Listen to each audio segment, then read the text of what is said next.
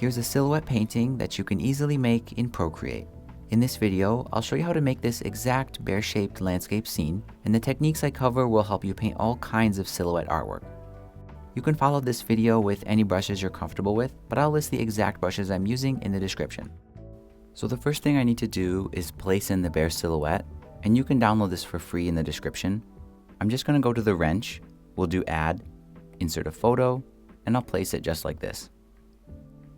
After that, I can scale it up so it fits my artboard a little bit better. And then I basically want to use this silhouette as a kind of mask, masking off everything I'm painting below it. So to do that, I'm going to open the layers panel. Here's our silhouette. I'm going to change the transparency mode to a lighter color.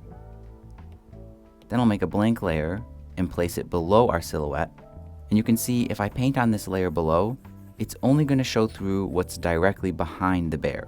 Just keep in mind that this isn't actually like erasing anything, it's just a mask and it's only showing through the black area of the silhouette. And to start painting, I'm going to create a background wash. So for that, I'm going to use the fuzzy round in the Alpine forest brushes. And I'm going to use a kind of deep, medium blue-gray tone. And I'll fill out the silhouette, basically going from dark at the top and then lighter towards the bottom. Next, I want to paint on some kind of distant mountains. So I'm going to keep using the fuzzy round brush, but I'm going to change it to a lighter bluish tone. Think something like that.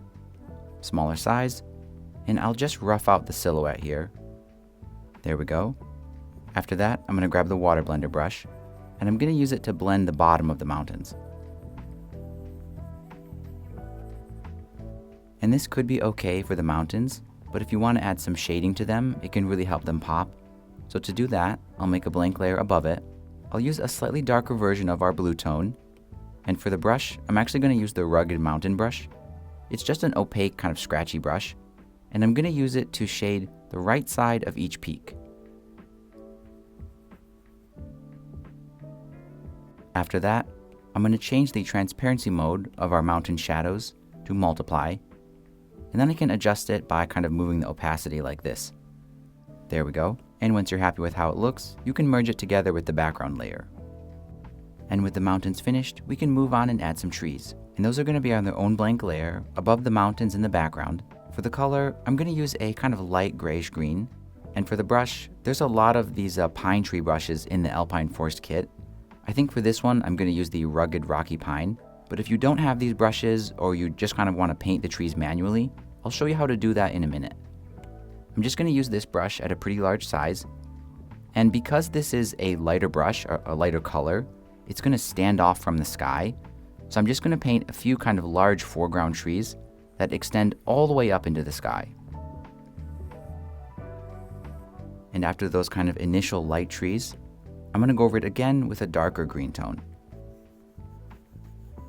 And then finally, I'm going to go in there with a few different random shades and paint all kinds of trees, filling in the gaps. And as you can see, this pine brush is very quick and easy, but you can always paint them manually if you prefer that. So to do that, I recommend using a very scratchy brush. So I'm going to go to the Drawing tab in Procreate and use the little pine brush. I'll choose my tree color. And then first, I'm going to paint the trunk of the tree like this.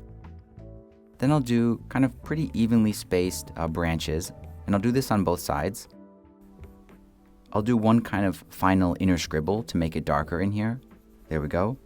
Then I'll grab the arrow tool, set to distort, and I'm going to pinch the top of the tree in and then drag it down.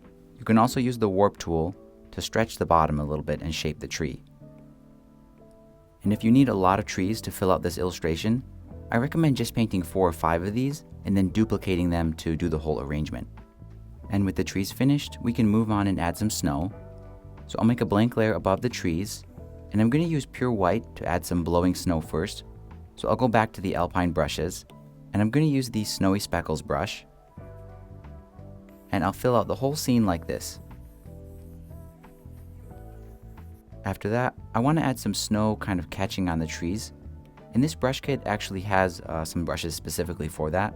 So I'm going to use the Snowy Boughs soft brush. Same layer as the blowing snow, same white color. And I'm just going to start at the top of each tree and then press harder as I go down, and this kind of adds some snow to the branches. And I won't do this to every tree, maybe just like 30% of them.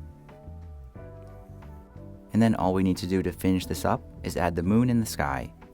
And that's going to be on its own blank layer, actually above the snow, just because I don't want the snow kind of obscuring the details of the moon.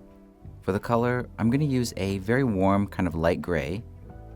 I'll use the Forster fine liner pen brush, and I'm just going to paint a circle. After that, I'll use a very, very dark warm gray, and I'll use this to make the crescent here.